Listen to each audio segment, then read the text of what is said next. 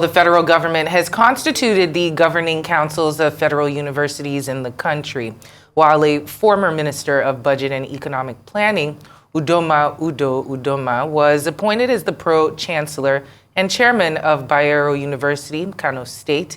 A senior advocate of Nigeria, Wale Olanipekun, was named as the pro-chancellor and chairman of University of Lagos, just as former governor of Bauchi State, Isa Yuguda, leads the National Open University of Nigeria. Now, this development came barely 4 days after the Academic Staff Union of Universities, ASUU, protested the non-constitution of the governing councils almost 1 year after the dissolution by the government. Joining us now to discuss this development is former Nigerian lawmaker and researcher, Dr. Cletus Obun. Good afternoon. Welcome to Arise News. Thank you for joining us on Newsday. Thanks for having me this afternoon once again on this very, very turbulent matter. So what do you make of the president's appointments? Well, I want to say that while I will thank the president, remember that just last week I was on your channel on this particular program to ask and make a request for the reinstatement of unexpired tenure of governing councils and reconstitution of those councils whose tenure had expired. ASUU took up the matter from there and gave a 2-week ultimatum thereafter. And then by Friday, the president announced the new boards. But a cursory look at that list has thrown up more confusion that it will even say it were better that we didn't have than to have what we have now. The reason is because we have noticed that rather than reconstitute boards that were dissolved because of expiration on account of a fusion of time, which is that their tenure had expired, the councils whose tenures were still subsisting were also dissolved and completely replaced. This is sending the wrong signals. That is on the one hand, to the effect that any government can get up. Remember that under Jonathan, boards were dissolved, and it took Afe Babalola to go to court to insist that the 2009 agreement should be respected, and they were reinstated. So also did Buhari come into office in 2015 and dissolved in 2016. His attention was called to the fact of that agreement. He reinstated those boards. This is the first time we are seeing boards dissolved without the expiration of their tenure, and they are about to be replaced without following the law establishing the universities. That is to say we are going to perpetuate illegality. The second arm of it is that even if we accept that this should stand, the federal character and the constitution have been violently violated. The Constitution of Nigeria has been violated as it refers and it with respect to the federal character clause in our constitution. You have a 555-member governing councils of the colleges of education, the polytechnics, and the universities. I will take Cross River State as a metaphor for how not to reward loyalty. Cross River State out of 500 has 6 members. None of them is a chairman.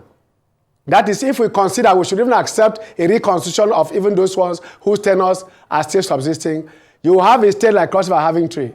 On the other hand, Adamawa State has 32 members. 32 members with over 15 of them as chairman because evidently the Minister of Education is from Adamawa State.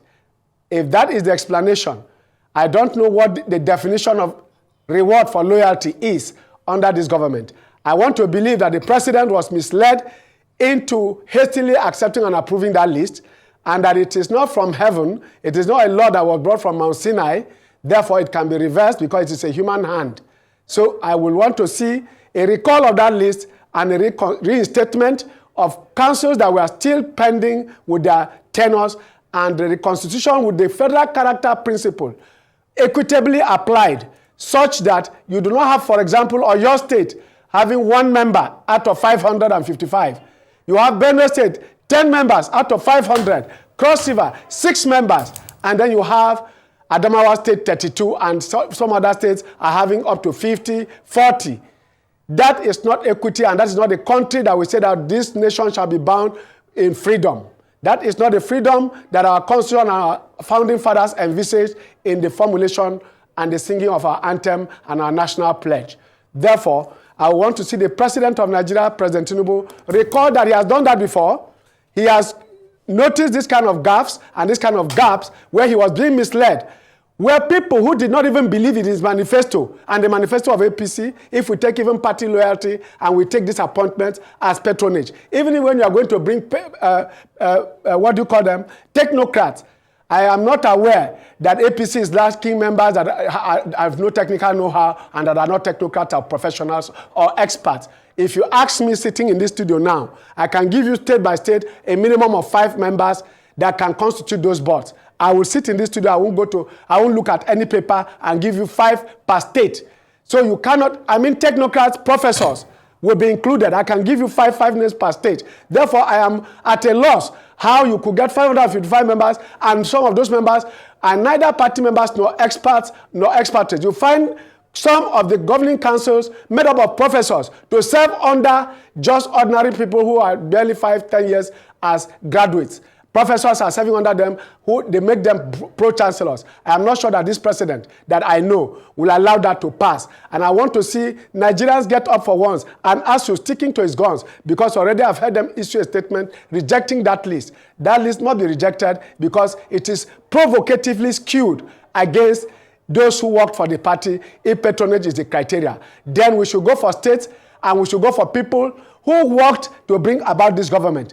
Secondly, if we are going to deal with the issue of legality, then there should be reinstatement of those boards who have not expired. And if we are going to deal with reward for hard work and expertise, please, we have enough party members who believe, because they are trying to demarcate the party, demarcate and underwork the president and give him a bad name. So those whoever is involved in this matter should be investigated and brought out, whether it is a deliberate attempt to make President Tinubu unpopular among his supporters.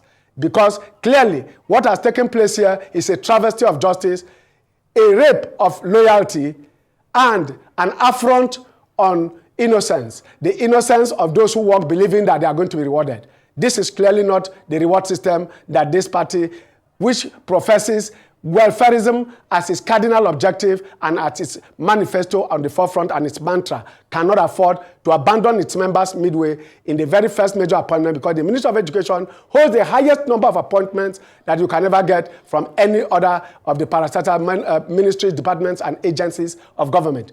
So I want to see this being an elixir. Allow me to interrupt you. Now, I know that before the list came out, ASUU had criticized the President Bola Tinubu-led administration on what it described as its indifferent attitude towards matters about academics in federal universities. So is this an indication, this list that, that has now been put out, is this an indication that indeed ASUU is right? The federal government is indifferent to academic matters?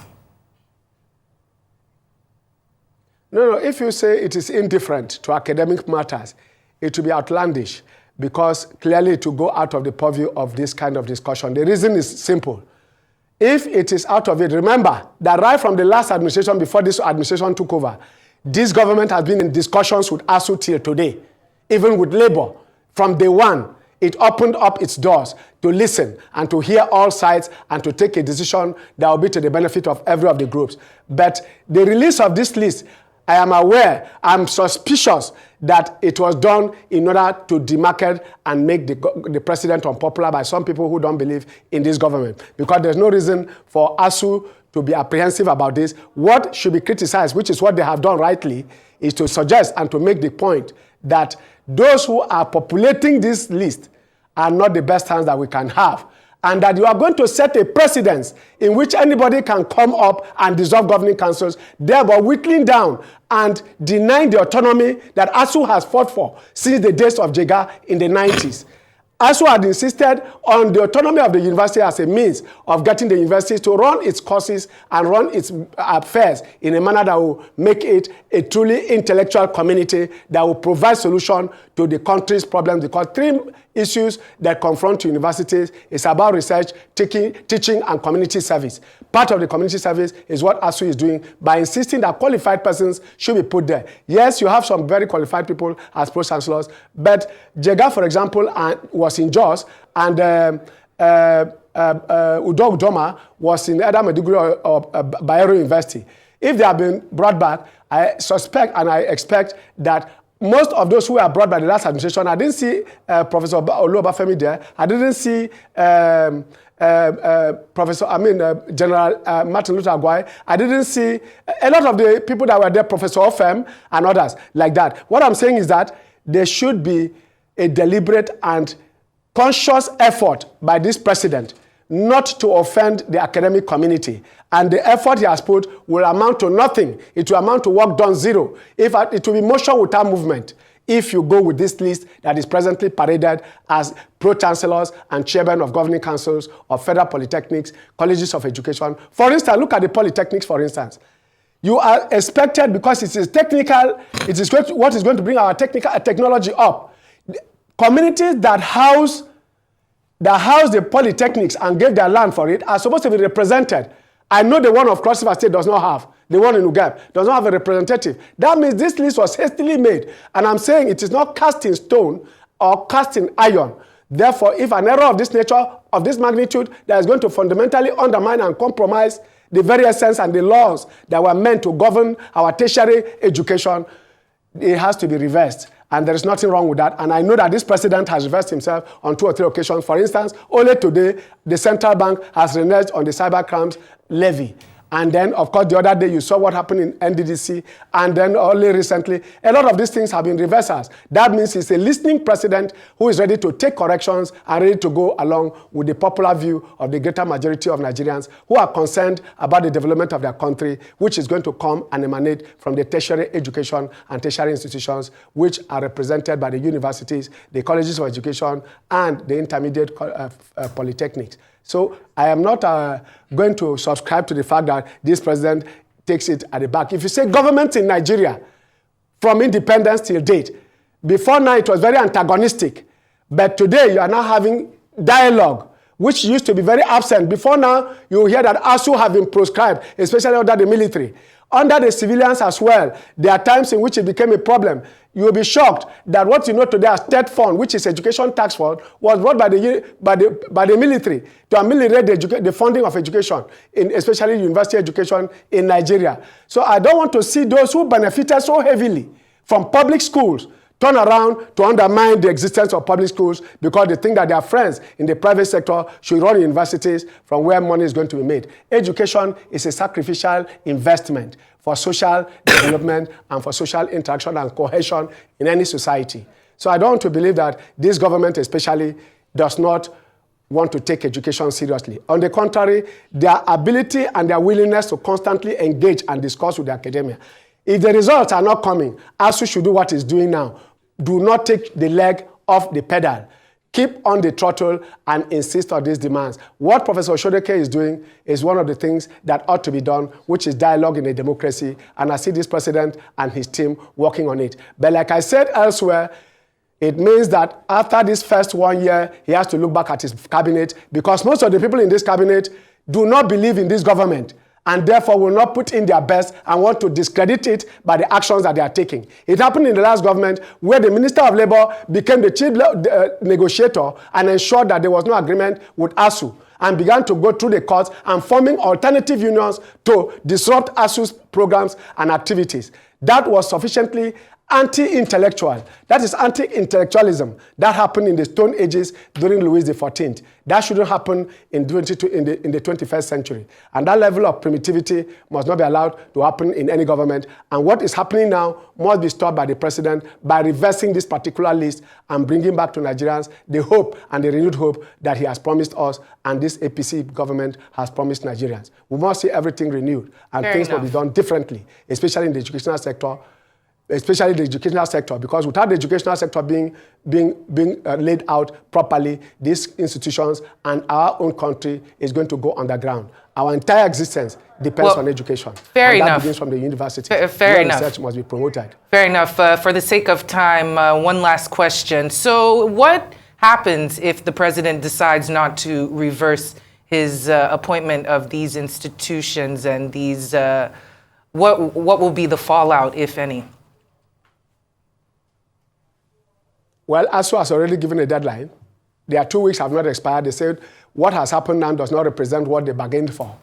And that is to say reconstitution and reinstatement, that those two have not been. And of course, remember the issue of the salaries. Remember the other issues on the table. There are about 11 points that ASUU is agitating for. So if the very first one they have taken action about is faultily taken, you can't proceed in front. They can't tell you that you have no brakes in your car and you say, no, let's get to Nyanya before we can fix it. You will not get to Nyanya because you will be accidented and there will be nothing to do in Nyanya. Therefore, if this first step is not properly taken, I'm not sure that ASUU, which is the mother of the unions, is going to undertake to accept that there should be any procession. But I find it very unlikely that this president will not listen, because he has not demonstrated that in the last 11 months that he has been in office. He has shown that he listens and is not afraid. He has told you that he has enough courage. He asked for this job and that he should not be pitied. So if he reverses himself on this one again, he will be doing nothing wrong. He will only be following the path of honor and dignity, because